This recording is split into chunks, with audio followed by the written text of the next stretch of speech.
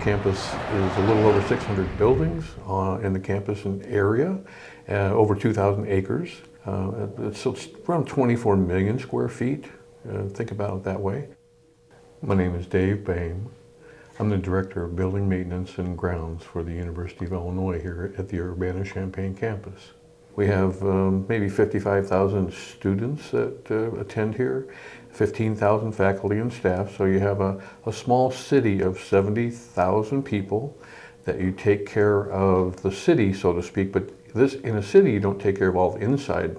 And here, obviously, we take care of everything inside the buildings too, 24/7, 365.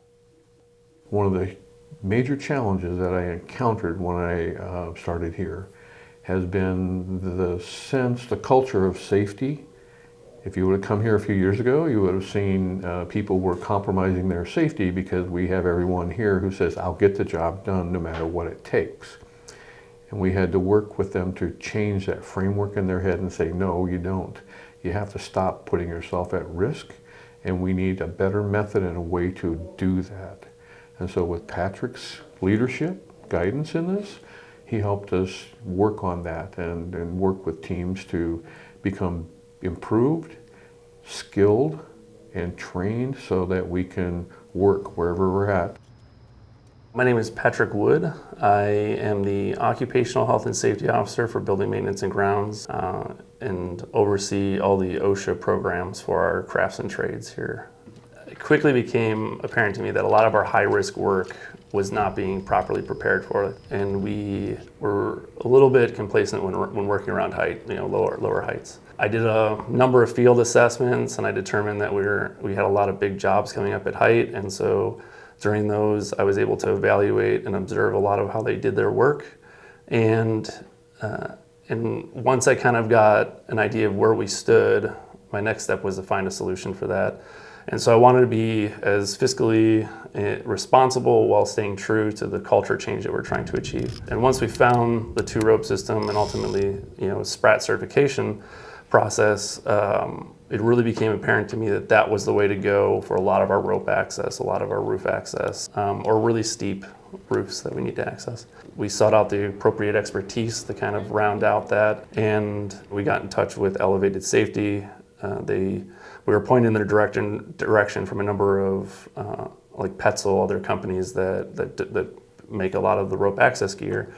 They're like, hey, we can't recommend what gear you need. You really kind of need to talk to somebody with the expertise to do so. So we had Elevated Safety come down and do a series of competent person and qualified person training to get some of our other staff and managers up to speed on working at height safely and what those standards are, and get them certified to be a competent person for their shop. And it just reinforced for us that Elevated Safety has the expertise, they have the trainers available for it, and they had a real passion for this type of work because they saw the intrinsic value of working a redundant system like this that makes it so much more safer to work at height, and they're actually out there doing the work. So it was this three-legged pedestal, just a really strong foundation for who we wanted to partner with and work with on this. Shane and I really worked together a lot to make sure that we had a unified vision for what the SPRAT team could be and how it could be applied on campus. And I think as long as we stayed true to that and the concept of improving how we work at height safely, the rest of it just kind of took care of itself. I'm Shane Carr. I'm at the University of Illinois, roofing shop foreman. Previously, working on the Armory, we would be using a run rope system. We would come in, we would remove the glass, and we were actually tying around the 4x4 beams, which you may have gotten some picture of. Now those beams are not tied in. They're just spansion beams, that's it. They're just sitting in there. So we were tying around that and sending guys down because we didn't have the knowledge of what to look for. I mean, we didn't have rope grabs. We were on a one rope system. And so they would go down with tool bags and sky genies is what they call them. Mm-hmm. And they would go down, and they would have to go down to the bottom, down to the roof below, walk back up the stairs, and hook back onto the single rope again and start back down again. There was no way to position themselves into a better position. They were tied in to go down, and that was it. I'm Roy Becker. I work with Elevated Safety. So my first visit with these guys down here at U of I was for the OSHA fall protection class. They needed a broad training in what's called an authorized person. An authorized person is someone that's, they're trained to be able to use specific pieces of gear for a specific task. After we completed the OSHA training, that naturally led us into having a number of their guys, and we started off with, was it 4 or 5? Five guys. 5 including us too. That came up to our training center for the SPRAT certification, Society of Professional Rope Access Technicians. And as these guys worked through that process and got that certification, I could just see the competency and the ability to even think in a different way to be able to work safely at height. That knowledge and experience and the quality of these guys just exponentially increased. It was really outstanding to see that process. What we have now is we have 5 fully certified rope access technicians that are capable of using the equipment and the skills we've developed over the last few years to rapidly deploy it anywhere on campus where we're going to be working at height. We can deploy this team very quickly, and we can get into places where we can't get with man lifts and other things that are more traditional ways of accessing things at height.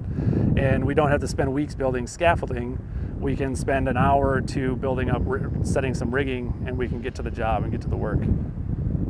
The goal of this program now and in the future is that when we have a campus customer that has an emergency outage or a leak that needs to be fixed quickly to prevent further damage or displacement of staff and faculty and students, we can rapidly deploy this team to that location and address those issues and get that stuff fixed. And just with these skills and techniques, we're able to kind of cross-train other members of our team. They don't have to be a certified rope technician, but we know we can get them where they need to be so they can put their skills as a journeyman electrician or a painter. We can put them out there safely, a lot safer than we've been able to historically, to address these issues and these problems for our campus customers, which is why we're employed and why we're here on campus. We're on the roof of the Armory with, this is our SPRAT team, this is our rope access team. It's one of the oldest structures on campus. It's over 125 years old. There's a lot of history encased in this building, and we want to keep that, like many of the traditions on campus, going for as long as we can. And this building remaining standing is a big part of that, and being able to take care of it is a huge part of maintaining that tradition.